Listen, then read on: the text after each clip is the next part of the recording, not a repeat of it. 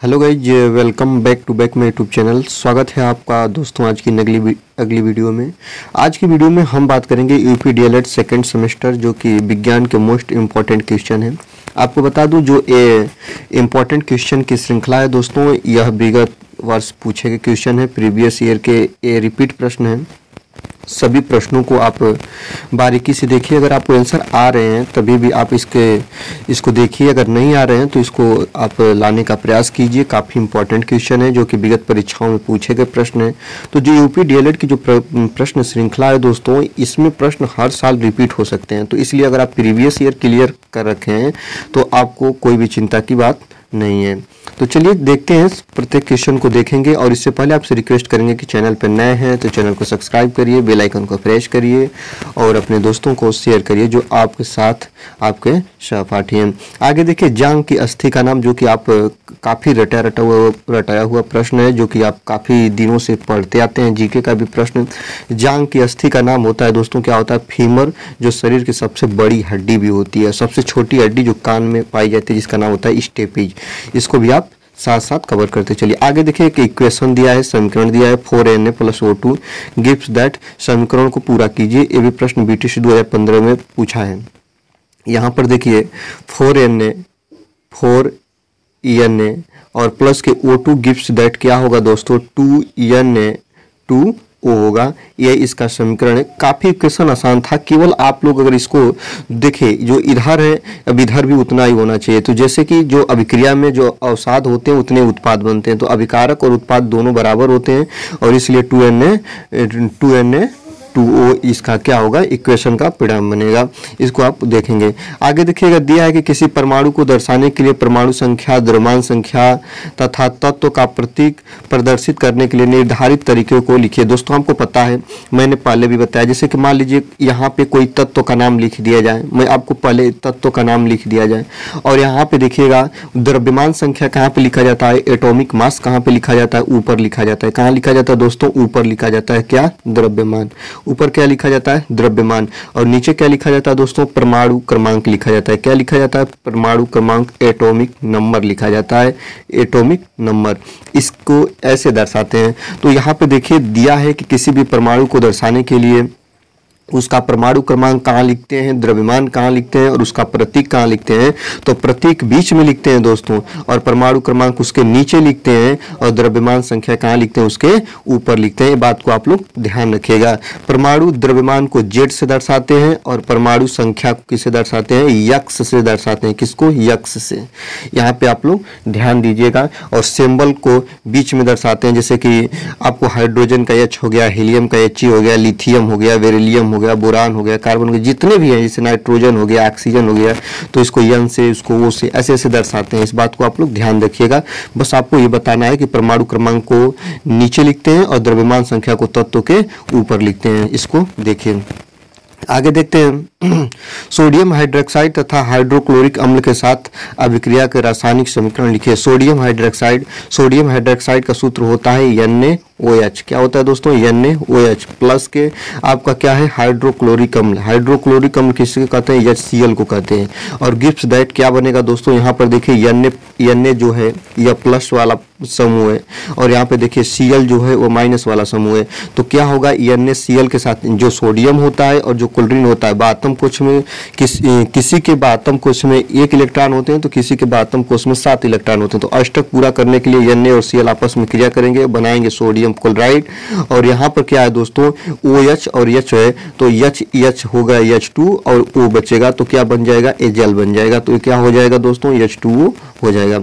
तो sodium chloride और क्या बनेगा? जल बनेगा, जो आप लोगों को मैं यहाँ पर दिखाया भी हूँ कि NaOH प्लस के HCl आपस में क्रिया करके NaCl और जल का निर्माण करते हैं। ये बात आप लोग ध्यान रखिएगा, जो बीटीसी 2016 में प्रश्न पूछा हुआ है। आगे देखिएगा, तीव्र परिवर्तन किसे कहते हैं दोस्तों? तीव्र परिवर्तन जो आप प्रश्न देखेंगे इसमें तीव्र परिवर्तन का मतलब तेजी से परिवर्तन। तो विज्ञान में आपका तेजी से परिवर्तन किस में होता है? केमिस्ट्री में होता है। अचानक आग लग जाती है तो आपका जो, जैसे मान लीजिए कोई पेज है, कोई पन्ना है, अगर कागज में आग लग गई तो वह जल कर राख हो जाएगा, इसको तीव्र परिवर्तन कहेंगे। जैसे कि मान लीजिए यहाँ पर देखिए तीव्र परिवर्तन का जो आप लोग उदाहरण देखिएगा, कि तीव्र परिवर्तन होते क्या हैं, तो तीव्र गति से होने वाले परिवर्तन को तीव्र परिवर्तन कहते हैं। जैसे माचिस की तिल्ली का जलना, रसोई गैस का जलना, गुब्बारे का फूलना तथा फटना, एक क्या है दोस्तों, यह तीव्र परिवर्तन के उदाहरण है। जैसे माचिस की तिल्ली है, माचिस की तिल्ली को आप जलाएंगे वह जल जाएगी और अचानक बुझ भी जाएगी। रसोई गैस है, रसोई गैस को आप जब जलाएंगे तो अचानक तेजी से जलने लगेगा, फिर आप उसको बुझाएंगे तो बुझ भी जाएगा। गुब्बारा है, आप फुलाएंगे वह तेजी से फूल जाएगा और अचानक फट भी जाएगा, या हवा निकालेंगे तो हवा उसमें से निकल भी जाएगा। आगे देखिएगा दोस्तों, आगे है कि वाष्पन किसे कहते हैं, वाष्पन क्या होता है। तो वाष्पन आप देखते हैं आपके जीवन काल में यह हरदम प्रत्येक जगह होती है। जैसे आप कपड़ा सुखाते हैं तो कपड़ा सूखता, अगर वाष्पन की क्रिया नहीं होती तो कपड़ा सूखता ही नहीं। जैसे देखिए कि जब पृथ्वी से जल गर्म होकर वाष्प के रूप में ऊपर की ओर उड़ जाए, यह क्रिया क्या कहलाती है, वाष्पन कहलाती है। कपड़ा का सूखना हो, नदियों से या झीलों से, तालाबों से में जल की कमी किस कारण होती है, तो वाष्पन के कारण होती है। उसके जल जो होते हैं ऊपर उठते हैं वाष्पन के कारण। जब गर्म होता है, सूर्य की प्रकाश किरणें पड़ती है तो वाष्प बनता है, और जब इसमें से जल ऊपर जाते हैं तो जल की क्या होती है दोस्तों, कमी होती है।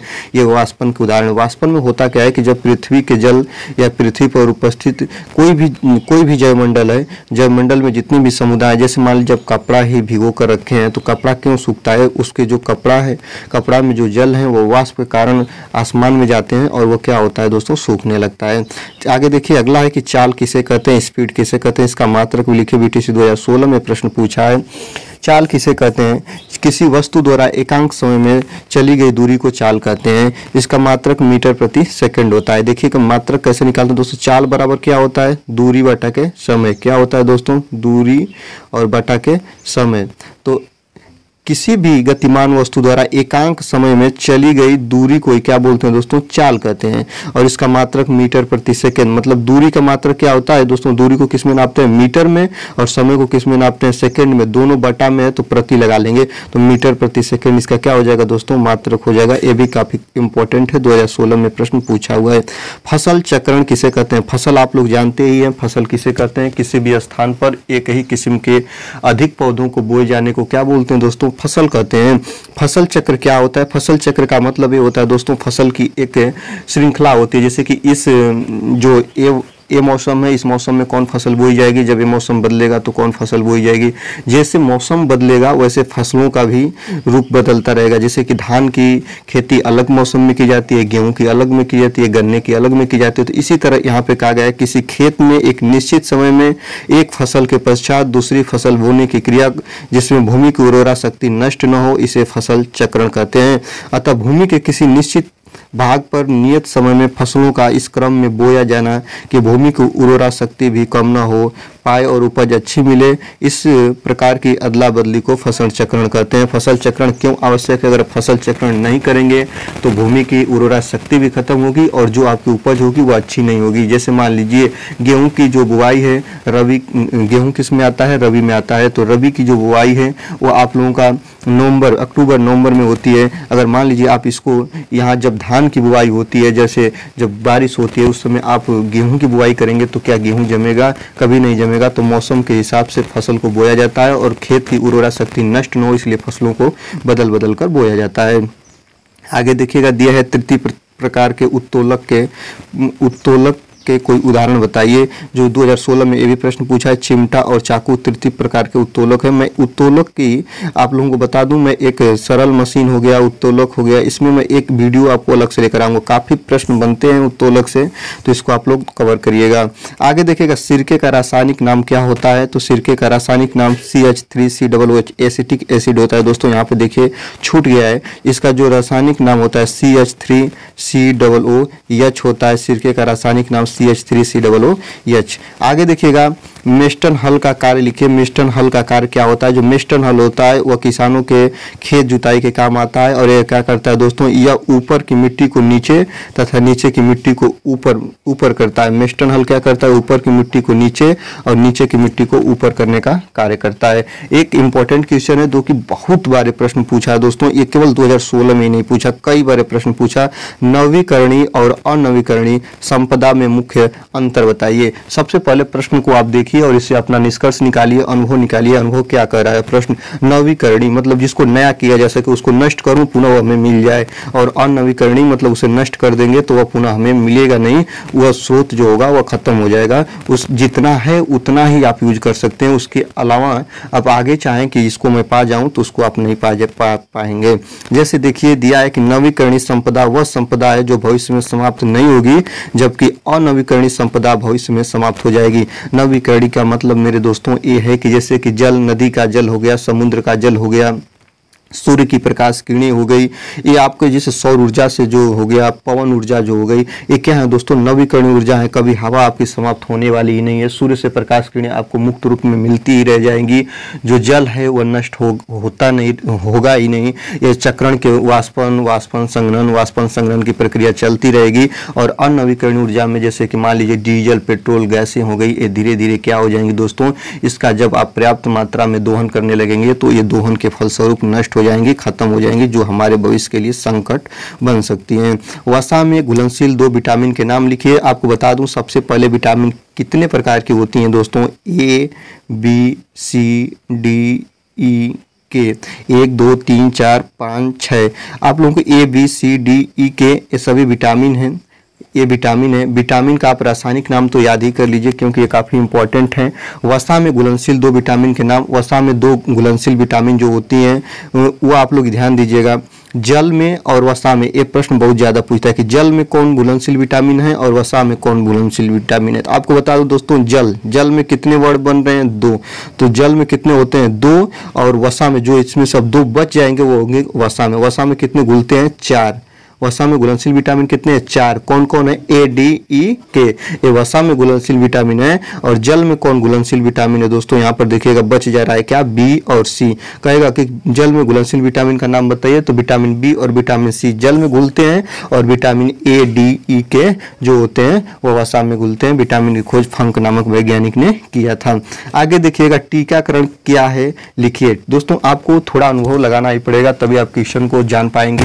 अब आपको पढ़ना नहीं है, रटना नहीं है, केवल समझना है। अगर आप लोग बढ़िया से समझ लेंगे तो आपके लिए भूलने की बात बन ही नहीं सकती। टीकाकरण होता क्या है? टीकाकरण ये होता है जैसे कि मान लीजिए कोरोना वायरस की एक लहर आई थी और इसके फलस्वरूप सरकार ने सभी लोगों का टीकाकरण कराया। क्या कराया दोस्तों? टीकाकरण। टीकाकरण क्या होता है कि जब शरीर में कुछ भी चीज़ की कमी हो तो उससे संबंधित रोग जो होते हैं वो शरीर पर हावी हो जाते हैं। तो उस रोग को रोकने के लिए, उस रोग के प्रकोप को शरीर को बचाने के लिए हम टीकाकरण करते हैं। टीकाकरण ये देखिए बीटीसी 2016 में प्रश्न पूछा है। होता क्या है देखिए, टीकाकरण उपयुक्त समय पर रोग जनक की कुछ मात्रा शरीर में पहुंचाकर एक विशेष प्रकार के रोग प्रतिरोधक क्षमता का विकास होता हो, इस विधि के रोग का उपचार टीकाकरण कहलाता है। बच्चों को बीसीजी का टीका प्रथम बार जन्म से 9 माह के अंदर तथा दूसरी बार 5 वर्ष बाद लगवाना चाहिए। जैसे कि आप लोग देखते हैं बीसीजी का टीका हो गया, जो कुपोषण के शिकार न हो बच्चे, इसके लिए सरकार द्वारा अनेक योजनाएं चलाई जाती है। टीकाकरण का मतलब यही है दोस्तों कि शरीर के अंदर जो रोग, जैसे जो रोग बहुत तेजी से चल रहा हो उसको बचाने के लिए शरीर के अंदर रोगाणु जनक प्रतिरोधक वैक्सीन लगाकर और उस शरीर को आप किसी भी रोग से या किसी भी क्षय से बचाने के लिए आप मेहनत कर सकते हैं या उसके आप प्रकोप को जान सकते हैं। आगे देखिएगा, सरल मशीन कितने प्रकार की होती है? 2016 में प्रश्न बना है। सरल मशीन 5 प्रकार की होती है। देखिएगा, उत्तोलक, पेंच, झुका, तुला, घिरनी और पहिया और धुरी प्रश्न जो होते हैं, ये धुरी जो होती है ये क्या होते हैं? सरल मशीन के 5 प्रकार हैं। लेकिन आप लोग यहाँ पे एक रूप को देखिएगा, जो भी सरल मशीन है, उत्तोलक है, काफ़ी इंपॉर्टेंट। आप जानिए किसी भी सेमेस्टर में, अगर आप सेकंड सेमेस्टर में परीक्षा देने जा रहे हैं तो साइंस में आपको उत्तोलक से, सरल मशीन से क्वेश्चन बनना है तो बनना है। आगे देखिए, सौर मंडल में सूर्य के सबसे नजदीक स्थित ग्रह का नाम लिखिए। 2017 में प्रश्न पूछा है। सौर मंडल का मुखिया कौन होता है दोस्तों? आप लोगों को ये भी प्रश्न पूछा था। सूर्य होता है। सूर्य से प्रकाश किरणें मुफ्त में हमें मिलती हैं, ये बात ध्यान रखिएगा। जो सौर मंडल में सूर्य के सबसे नजदीक ग्रह है दोस्तों वह बुध है। बुध शुक्र, ऐसे ऐसे आगे बढ़ा है। बुध शुक्र पृथ्वी मंगल बृहस्पति अरुण वरुण ऐसे जो है आगे बढ़ा है। तो सौरमंडल में सूर्य के सबसे नजदीक ग्रह बुध ग्रह है, सबसे चमकीला ग्रह शुक्र ग्रह है, और इसके बाद नीला ग्रह किसे कहते हैं, पृथ्वी को कहते हैं। ठीक ना, आप लोग इसे आप लोग ध्यान देते रहिएगा, बातों को समझते रहिएगा बातों को। सबसे बड़ा ग्रह पूछ देता है, बृहस्पति है। सबसे ज्यादा उपग्रह किसके हैं, तो बृहस्पति ग्रह के हैं। पृथ्वी का उपग्रह कौन है दोस्तों, तो चंद्रमा है। पृथ्वी क्या एक ग्रह है जहाँ पे जीवन पाया जाता है, जहाँ पे हम और आप रहते हैं, ये बात को ध्यान रखिएगा। आगे देखिएगा, यहीं से प्रश्न बनता है, काफी इंपॉर्टेंट घुमा घुमा कर प्रश्न पूछता है। अमावस्या कब होता है और सूर्य ग्रहण कब होता है। सूर्य ग्रहण अमावस्या के दिन होता है, चंद्र ग्रहण कब होता है, पूर्णिमा के दिन होता है। ऐसे क्वेश्चन को यहीं से घुमाकर पूछता रहता है। मानव खोपड़ी में उपस्थित हड्डियों की कुल संख्या कितनी है। 2017 में प्रश्न पूछा है कि मानव खोपड़ी में हड्डियों की संख्या कितनी होती है दोस्तों, 29 जो 29 होती है। कीटों में वर्ज्य पदार्थों का निष्कासन किस उत्सर्जी अंगों द्वारा होता है। 2017 में प्रश्न पूछा है। वर्ज्य पदार्थों का मतलब होता है दोस्तों अवशेषी पदार्थ जो कि उनकी आवश्यकता से खराब हो, ठीक ना। तो वह किस माध्यम से निकलता है, तो मैलपिगियन नलिकाएं ही मुख्य उत्सर्जन इंद्रियां होती हैं। इसको याद करिएगा, जो कि काफी टेढ़ा नाम है कि जी मैलपिगियन निसर्ग नलिकाएं ही मुख्य उत्सर्जन इंद्रियां हैं। किसी एक अम्ल और एक क्षार का रासायनिक सूत्र लिखिए। अम्ल क्या होते हैं, क्षार क्या होते हैं। तो अम्ल जली विलयन में H+ आयन देते हैं, और क्षार जो होते हैं वो जली विलयन में दोस्तों OH- आयन देते हैं। ये बात को ध्यान रखिएगा। तो जहां भी अम्ल और क्षार की बात कर लिया जाए तो देखिएगा अम्ल क्या है, क्षार क्या है। देखिए HNO3 ये अम्ल है, H2SO4 अम्ल है, HCl ये क्या है दोस्तों, HCl हाइड्रोक्लोरिक अम्ल इसको बोला जाता है, ठीक है। तो ये से H2SO4 को क्या बोला जाता है, सल्फ्यूरिक अम्ल बोला जाता है। 2017 में प्रश्न बना है, अम्ल क्या होते हैं, क्षार क्या होते हैं। एक एक उदाहरण लिखिए। अम्ल जो होते हैं वो H+ आयन देते हैं, और क्षार जो होते हैं वो जली विलयन में OH- आयन देते हैं। लिटमस पेपर की दृष्टि से भी बता सकते हैं। और देखिए क्षार क्या होते हैं, क्षार में OH- आयन देते हैं। देखिए कोई भी क्षार लिख दिए, कोई भी क्वेश्चन देखिए हर जगह आपको OH मिल जाएगा, OH मिल जाएगा। देखिए यहाँ पे KOH OH है कि नहीं, NaOH इसमें भी OH है कि नहीं है। तो इसको आप लोग क्या बोलेंगे, क्षार बोलेंगे, और इसको अम्ल बोलेंगे। देखिए इसमें H अम्ल है कि नहीं, यहाँ पर देखिए H, यहाँ पे देखिए H। इस बात को आप लोग ध्यान रखिएगा। आगे देखिएगा, Fe2O3 में लोहे की संयोजकता कितनी है। Fe2O3 जब आपको संयोजकता कभी आप नीचे क्लास में पढ़े होंगे कि Fe2O3, तो जो ऑक्सीजन की संयोजकता होती है वह इसके संयोजकता पर लिखी जाती है, और जो इसकी वैलेंसी होती है वो इसके पर लिखी जाती है। तो Fe की संयोजकता कितनी है दोस्तों, 3 है। क्या है, 3 है। आप ध्यान रखिएगा 3 जो Fe है वह आपका क्या है, यह धनात्मक तत्व है, और Fe की संयोजकता क्या होगी, +3 होगी। ये बात ध्यान रखिएगा। यहीं पे पूछ दे कि ऑक्सीजन की संयोजकता क्या होगी, तो -2 होगी। ये बात को आप लोग ध्यान रखिएगा। आगे देखिएगा, यांत्रिक ऊर्जा कितने प्रकार की होती है। कार्य करने की क्षमता को ऊर्जा कहते हैं। यांत्रिक ऊर्जा क्या होती है दोस्तों, यांत्रिक ऊर्जा जो होती है वो 2 प्रकार की होती है। क्या होती है, 2 प्रकार की, एक गतिज ऊर्जा और एक स्थितिज ऊर्जा। तो जब गति के कारण कोई भी वस्तु गति अवस्था में हो तो उसमें जो ऊर्जा होगी वो उसे गतिज ऊर्जा बोलेंगे, और कोई स्थितिज ऊर्जा कोई ठहरी हुई अवस्था में हो और उसके अंदर जो ऊर्जा होगी उसको स्थितिज ऊर्जा बोलेंगे। स्थितिज ऊर्जा को U से दर्शाते हैं, गतिज ऊर्जा को KE से दर्शाते हैं, कैनेटिक एनर्जी, ठीक है। ये बात ध्यान रखिएगा। तो गतिज ऊर्जा बराबर होता है दोस्तों 1/2 mv के स्क्वायर, क्या होता है, mv स्क्वायर। और स्थितिज ऊर्जा U बराबर होता है दोस्तों mgh, ठीक है। ये बात आप लोग ध्यान रखिएगा। आगे देखिए, मेंडलीव की मूल आवर्त सारणी में कितने आवर्त और कितने वर्ग होते हैं। 2018 में प्रश्न पूछा है कि मेंडलीव की आवर्त सारणी में कितने आवर्त और कितने वर्ग होते थे।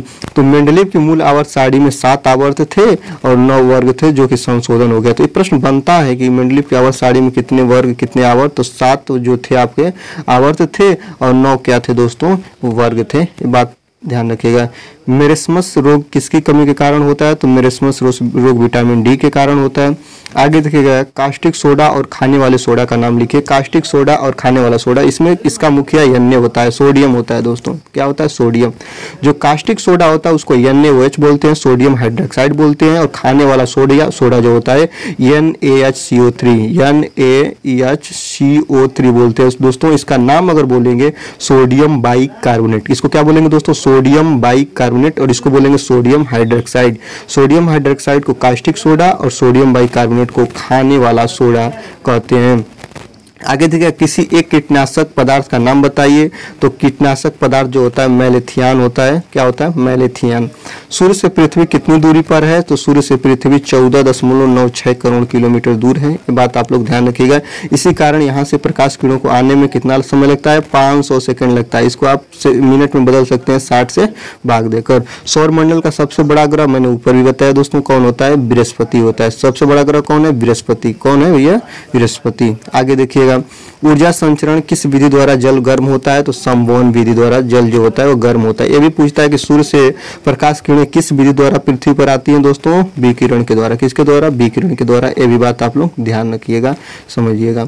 आगे देखते हैं अगला जो बस इतना ही और आज की श्रृंखला खत्म हुई दोस्तों। आज की वीडियो कैसी लगी? वीडियो अच्छी लगी तो वीडियो को आप लोग दोस्तों क्या करिए? लाइक करिए। चैनल पर नए हैं तो चैनल को सब्सक्राइब करिए और वीडियो को अधिक से अधिक लोगों के साथ शेयर करिए। तब तक के लिए धन्यवाद और इंतजार करते रहिए एक दूसरी प्रश्न श्रृंखला की।